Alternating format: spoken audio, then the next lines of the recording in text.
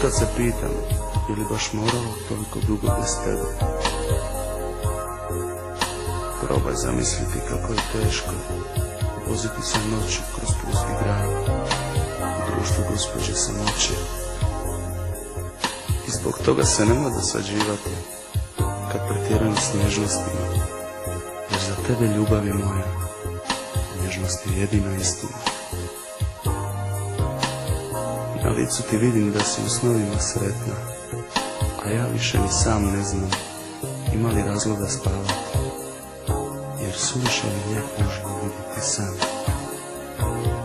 Ljubav se zove imenom tvojim.